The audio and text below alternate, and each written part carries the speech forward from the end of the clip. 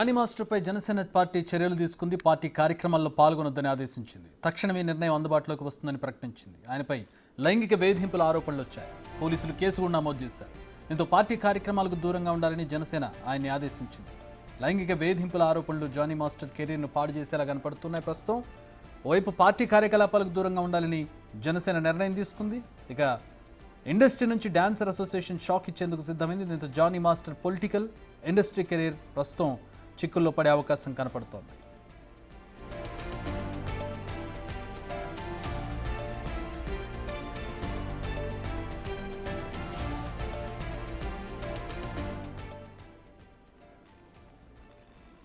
Dancers association Johnny మాస్టర్కు వ్యతిరేకంగా ఒక్కటవుతున్నారు. ఆయన రాజీనామా చేయాలని కోరుతున్నారు. మెజారిటీ సభ్యులు జానీపై వచ్చిన లైంగిక వేధింపులపై డిసిప్లిన్ కమిటీ ఇంటర్నల్గా ఎంక్వైరీ చేస్తోంది. ఈ నేపథ్యంలోనే అసోసియేషన్కు రాజీనామా చేయాలని జానీని కోరుతోంది అసోసియేషన్. ఒకవేళ జానీ రాజీనామా చేయకుంటే ఆయన సభ్యత్వం రద్దు చేయాలని కూడా మెజారిటీ సభ్యులు కోరుతున్నారు. సభ్యత్వం రద్దయితే జానీ మాస్టర్ కెరీర్కు ప్రమాదం అంటున్నారు సన్నిహితులు.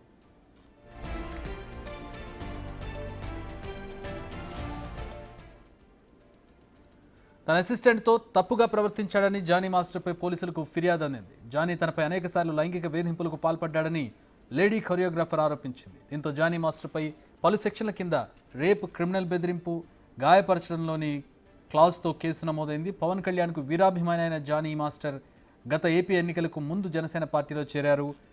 ఆ పార్టీలో తరపున పలు చోట్ల ప్రచారం కూడా చేశారు.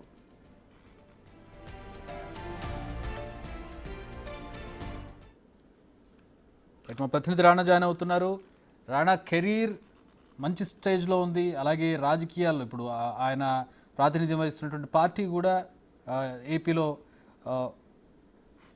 ఏపీలో ప్రస్తుతం అధికారంలో ఉన్నటువంటి పరిస్థితి జనసేన కూటమి.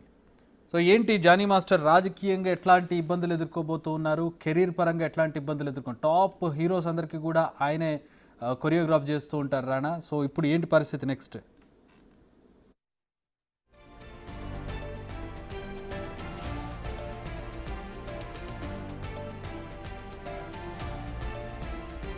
ప్రతినిధి రాణా కాల్ కట్ అయింది, మళ్ళీ కాంటాక్ట్ చేసే ప్రయత్నం చేద్దాం. మంచి అంటే మంచి డ్యాన్సింగ్ సాంగ్స్ అన్నీ కూడా జానీ మాస్టర్ కొరియోగ్రాఫ్ చేస్తూ ఉంటారు.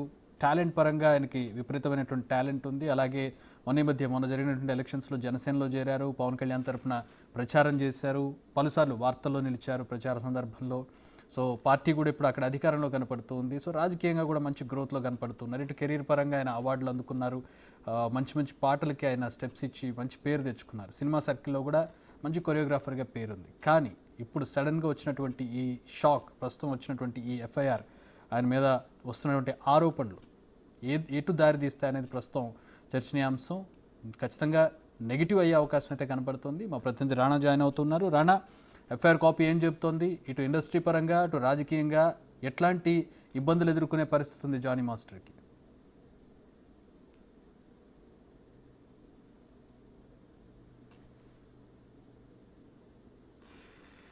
చేయాలంటూ కూడా కొరియోగ్రాఫర్స్ అసోసియేషన్ ఇవాళ అత్యవసర సమావేశాన్ని ఏర్పాటు చేస్తుంది. అయితే ప్రెసిడెంట్ గానే ఆయన ఆరోపణలు ఎదుర్కొంటాడు కాబట్టి జనరల్ సెక్రటరీ అందుబాటులో లేదు. రేపు అందరూ కూడా అత్యవసర సమావేశం నిర్ణయించుకుని జానీ మాస్టర్ విషయంలో ఖచ్చితంగా కూడా ఒక నిర్ణయం తీసుకోవాలనే ఉద్దేశంతో కూడా వారు ఒక నిర్ణయానికి వచ్చినట్టుగా మనకు సమాచారం అవుతుంది. అయితే ఇది ఇండస్ట్రీకి సంబంధించిన ఒక వర్షను. తర్వాత పొలిటికల్ గా అయితే పెద్ద డ్యామేజ్ అని చెప్పుకోవచ్చు. ఎందుకంటే చాలా ఆశలు పెట్టుకున్నాడు పొలిటికల్ గా. ఎందుకంటే నెల్లూరు నియోజకవర్గం నుంచి కూడా గతంలో జనసేన పార్టీ నుంచి కూడా పోటీ చేయాలనుకున్నారు.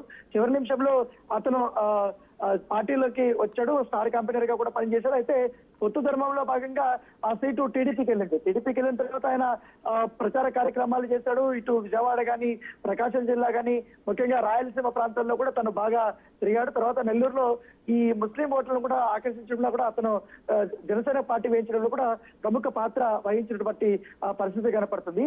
సో అన్ని ఆశలు పెట్టుకున్నాడు ఖచ్చితంగా సీట్ వస్తుందని. కానీ సడన్ గా ఇప్పుడు అది లేకపోయినా కూడా తర్వాత ఏదైతే దానికి సంబంధించినటువంటి విషయంలో మిగతాకి సంబంధించినటువంటి విషయంలో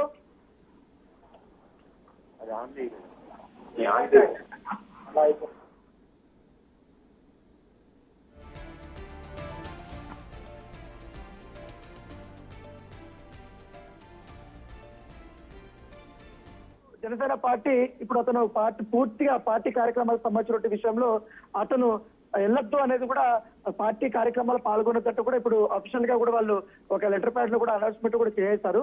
సో దానికి సంబంధించిన విషయంలో కానీ మాత్రం ఇప్పుడు ఇంకా ఆయన పొలిటికల్ కెరీర్ ఆల్మోస్ట్ క్లోజ్ అయిపోయినట్టే కానీ చెప్తున్నారు. కానీ కొంతమంది మాత్రం ఇంకా అతను కేవలం ఆరోపణలు మాత్రమే ఎదుర్కొంటున్నాడు కాబట్టి మిగతా విషయాలు, ఎందుకంటే ఇంకా ఎంక్వైరీ ఉంది, ఎంక్వైరీ అయిన తర్వాత అతను నిందితుడిగా చేరిన తర్వాత పార్టీ నుంచి పూర్తి స్థాయిలో సస్పెండ్ చేస్తామనేది కూడా ఒక పొగట. కాకపోతే ఇప్పటి వరకు ఎటువంటి సస్పెండ్ కార్యక్రమాలు అయితే చేయనటువంటి పరిస్థితి అయితే కనపడుతుంది. దానితో పాటు ఇప్పటి వరకు ఇప్పుడు ఉదయం నుంచి కూడా వస్తున్న ఒక నార్సింగ్ పోలీస్ స్టేషన్ లో ఒక సందిగ్ధత అనేది కొనసాగుతుంది. ఎందుకంటే ఆ వ్యక్తి ఏదైతే పొద్దు నుంచి ఇక్కడికి వచ్చి తన స్టేట్మెంట్ ని రికార్డ్ చేయడానికి తను వస్తుందనేసి అనుకున్నారు. కాకపోతే తను మాత్రం ఇవాళ రాకుండా డైరెక్ట్ సఖి దగ్గరగానే భరోసా సెంటర్ లో మాత్రం తను స్టేట్మెంట్ రికార్డు ఇస్తాను, అక్కడికి మాత్రమే నేను వెళ్తాననేసి కూడా తను చెప్పినట్టుగా మనకు తెలుస్తుంది. అయితే ఇక్కడి నుంచి నార్సింగ్ పోలీస్ స్టేషన్ నుంచి కూడా పంపుతున్నారు వాళ్ళు. దానితో పాటు ఒక లేడీ ఎస్ఐని కూడా ఆమెతో పాటు పంపించి స్టేట్మెంట్ ని చూద్దాం.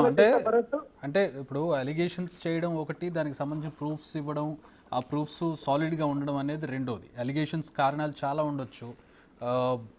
అలిగేషన్స్ అనే దానికి ప్రూఫ్స్ లేకుండా ఇన్వెస్టిగేషన్లో అతను తప్పు చేశాడని తేలకుండా ప్రస్తుతం ఎవరు చర్యలు తీసుకున్నారు అంటే రాజకీయ పార్టీ కాబట్టి ఆరోపణలు రాగానే ప్రస్తుతం వాళ్ళు యాక్షన్ తీసుకున్నారు. కానీ కెరీర్ పరంగా అతను అధ్యక్షుడిగా ఉన్నాడు డ్యాన్స్ కొరియోగ్రాఫర్స్ అసోసియేషన్కి. దాని మీద అంత త్వరగా చర్యలు తీసుకునే అవకాశం అయితే కనపట్లేదు అనుకుంటారా?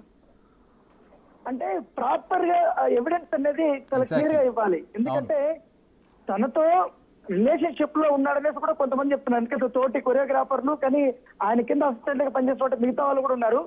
ఎవరైతే విక్టిమ్ను జానీ మాస్టర్ ఇద్దరు లివింగ్ రిలేషన్షిప్ లో ఉన్నారు. వాళ్ళిద్దరు కూడా చాలా క్లోజ్ గా ఉన్నారు.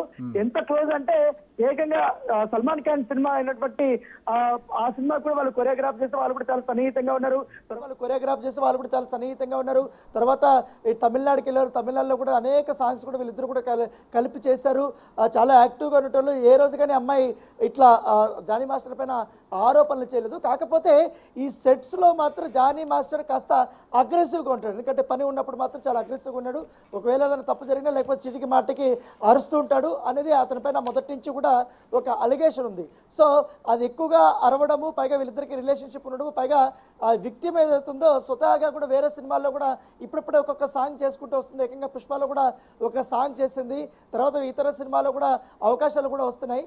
అయితే ఈ అవకాశాల విషయంలో ఒక హీరోకి సంబంధించిన విషయంలో ఇటు జానీ మాస్టర్కి ఇటు విక్టిమ్కి ఇద్దరికి కూడా ఒక ప్రొడ్యూసర్ కానీ డైరెక్టర్ కానీ అవకాశం ఇచ్చారు. కాకపోతే దాంట్లో తర్వాత కొన్ని కారణాల వల్ల ఆ అవకాశాన్ని జానీ మాస్టర్కే పూర్తి స్థాయిలో చిత్ర యూనిట్ ఇచ్చింది.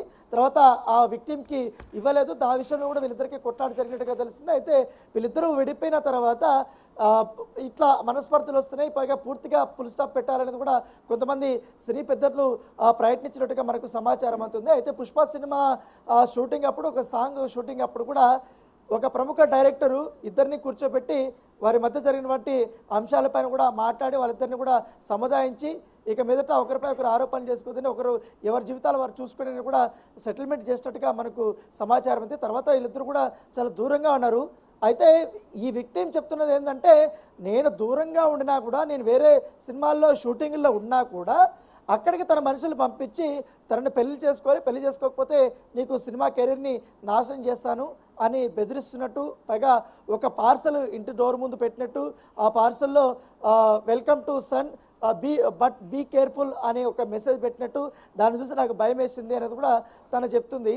చాలా వరకు క్యారవాన్లోకి వెళ్ళినప్పుడు నన్ను లైంగిక వేధించాడు, తర్వాత ముంబైలో కానీ చెన్నైలో కానీ అనేక సార్లు నా పైన అత్యాచార యత్నం చేశాడనేది కూడా అలిగేషన్స్ చేసింది. సో అవన్నీ కూడా ప్రూవ్ అవ్వాల్సింది. తనకు సంబంధించిన బట్టి ఎవిడెన్స్ అనేది మస్ట్ అండ్ షూట్గా సమర్పించాల్సి ఉంటుంది. ఎందుకంటే ఇదే పోలీస్ స్టేషన్లో అప్పుడు రాజధాని పైన లావణ్య ఇలాంటి అలిగేషన్ చేసినప్పుడు ఎగ్జాక్ట్గా వీళ్ళు నీ దగ్గర ఉన్నటువంటి ఆధారాలు ఏంటనేది కూడా వాళ్ళు పోలీసులు అడిగారు. తన దగ్గర ఉన్నటువంటి ఆధారాలను కూడా సమర్పించిన తర్వాత మాత్రమే కేసు నమోదు చేసి తర్వాత ఇన్వెస్టిగేషన్ చేసినటువంటి అంతే కదా. ఇప్పుడు ఏదైనా ఎవిడెన్స్ బేస్డ్ గానే ఇంట్రాగేషన్ జరుగుతూ ఉంటుంది. వాళ్ళు ఏ చర్యలు తీసుకోవాలన్నా ఎవిడెన్స్ కావాలి. ఎందుకంటే సున్నితమైనటువంటి అంశాలు, ఒకళ్ళ మీద ఒకళ్ళ కోపం వచ్చి కూడా కంప్లైంట్లు ఇవ్వచ్చు. ఇప్పుడు మనం కూడా చాలా చాలా కాల్స్ చూసాం. ఇప్పుడు లావణ్య కేసులో కూడా లావణ్య ఒకసారి కాల్ బయటకు వచ్చింది. ఆ కాల్లో అమ్మాయి ఇమీడియట్గా పోలీసులకు ఫోన్ చేసి మమ్మల్ని రక్షించండి అని చెప్పి ఫోన్ కట్ చేసింది. అలాంటి కాల్స్ చాలా వస్తూ ఉంటాయి. అవుట్ ఆఫ్ అగ్రెషన్ వాళ్ళు కంప్లైంట్ ఇచ్చి ఉండొచ్చు. ఇప్పుడు వాళ్ళ దగ్గర నుంచి వచ్చే ప్రూఫ్స్ని బట్టి ఇంట్రాగేషన్లో ఇన్వెస్టిగేషన్లో వచ్చేదాన్ని బట్టి యాక్షన్ తీసుకోవాల్సి ఉంటుంది పోలీసులు ఎప్పుడైనా కూడా. ఎగ్జాక్ట్గా సినిమా ఇండస్ట్రీలో ఇవి సర్వసాధారణం. ఎందుకంటే కొంతమంది పైన ఆరోపణలు చేయడము, తర్వాత అక్కడక్కడ ఇంటర్నల్గా ఎంక్వైరీ చేసిన తర్వాత తప్పు లేదని తేల్చడము, తర్వాత వాళ్ళకి మందలించడం, ఎవరైతే ఆరోపణలు చేసినట్టు వారిపైన మందలించడము, అక్కడక్కడ సెటిల్మెంట్ చేయడము, అవన్నీ పరిపాటిగా ఉండేది. కాకపోతే గత 2-3 నెలల నుంచి కూడా ఈ సినిమా ఇండస్ట్రీలో మహిళల పట్ల అసభ్యంగా ప్రవర్తించే లైంగిక వేధింపులు ఎదుర్కొనే అంశాలు కొంచెం హైలైట్ అవుతున్నాయి. ఎందుకంటే కేరళలో జరిగినటువంటి ఆ ఇన్సిడెంట్ వల్ల మొత్తం అన్ని ఇండస్ట్రీల మీద కూడా ఆ ప్రభావం పడింది. ఇప్పుడు ఈ సమయంలో తెలంగాణలో ఇప్పుడు జానీ మాస్టర్ పైన ఇంత పెద్ద ఆరోపణలు వచ్చినాయి కాబట్టి ఎక్కడ కూడా ఛాన్స్ అయితే తీసుకోవటం లేదు పోలీసులు కూడా. ఎందుకంటే పూర్తి స్థాయిలో అన్ని కోణాల్లో కూడా విచారించిన తర్వాత మాత్రమే ఇన్వాల్వ్ అవ్వాలని ఉద్దేశంతో ఛార్జ్ షీట్ వేయాలి, లేకపోతే సెక్షన్స్ ఇంకా మార్చాలా, లేకపోతే యాడ్ చేయాలా అనేది కూడా ఆధారపడి ఉంటుంది. ప్రస్తుతం అయితే ఇప్పుడు విక్టిమ్ భరోసా సెంటర్కి కానీ సఖీ సెంటర్కి కానీ తానే వెళ్ళి ఇస్తా అని చెప్తుంది. అయితే ఇక్కడికైతే నేను రాను, కొంచెం ఇబ్బంది పరిస్థితులు ఉన్నాయని కూడా తను చెప్పింది. కాబట్టి ఇక్కడ నుంచి మహిళా ఎస్ఐని పంపిస్తారు. పంపించిన తర్వాత స్టేట్మెంట్ రికార్డ్ చేస్తారు. దాన్ని బేస్ చేసుకొని మళ్ళీ ఒకసారి చెక్ చేసి అప్పుడు నోటీసులు అయితే జానీ మాస్టర్ పంపిస్తారు. అయితే నోటీసుల కోసం జానీ మాస్టర్ ఎదురు చూస్తున్నట్టుగా మనకు సమాచారం అవుతుంది. ఎందుకంటే తన పైన చేసినట్టు ఆరోపణల్ని నేను ఈజీగా కూడా నేను డిఫెండ్ చేయగలుగుతాను, ఎందుకంటే ఈ కావాలని ఎవరో వెనుకుండి నడిపించి చేస్తున్నారు అనేది అతను చెప్తున్నటువంటి వర్షన్. ఎందుకంటే ఇటీవల కాలంలో తనకి నేషనల్ అవార్డు వచ్చింది, పెద్ద పెద్ద ఆఫర్లు వచ్చాయి, షారుఖ్ ఖాన్ సినిమాలో వచ్చింది, సల్మాన్ ఖాన్ సినిమాలో వచ్చింది, ఇంకా తమిళ్ హీరో విజయ్ గురించి ప్రత్యేకంగా చెప్పాల్సిన అవసరం లేదు. జానీ మాస్టర్ ఉందంటే ఖచ్చితంగా పెట్టుకుంటాడు. ఎందుకంటే అలమతి హబీబ్ సాంగ్ సూపర్ డూపర్ హిట్ అయింది, వరల్డ్ని ఒక షేక్ చేసింది ఆ సాంగ్లో స్టెప్స్. సో అతను కూడా రెగ్యులర్గా ఇతనే పెట్టుకుంటాడు. ఇంకా ధనుష్ హీరోగా ఉన్నటువంటి సినిమాల్లో కూడా ఎక్కువగా అతనే వాడుకుంటాడు. ఇంకా ప్రత్యేకంగా సినిమాల్లో చెప్పాల్సిన అవసరం. అంటే ఇటు కెరీర్ అటు రాజకీయం, కెరీరు రాజకీయంగా రెండు రకాలుగా కూడా ఒక పీక్ స్టేజ్కి వెళ్తున్నటువంటి పరిస్థితి ప్రస్తుతం. ఆయనకు ఒక చిన్న ఏమంటారు స్పీడ్ బ్రేకర్ అని అనుకుందాం. ప్రూవ్ అయ్యేంత వరకు, ప్రూవ్ అయితే కనుక చేసేది ఏం లేదు. ఆయన తప్పు చేస్తే ఖచ్చితంగా శిక్ష పడాల్సిందే, దాన్ని ఎదుర్కోవాల్సి ఉంటుంది. Alright, thanks for the updates Rana. Let's wait and see victim. We are out of time. So victim ఎట్లాంటి ప్రూఫ్స్ ఇస్తుందో లేదో చూడాలి. భరోసా సెంటర్ కానీ ఆశా సెంటర్ కానీ వస్తానని చెప్పిందట ఆవిడ. మేబీ 1 or 2 డేస్లో ఆ వివరాలు బయటకు వచ్చే అవకాశం ఉంది.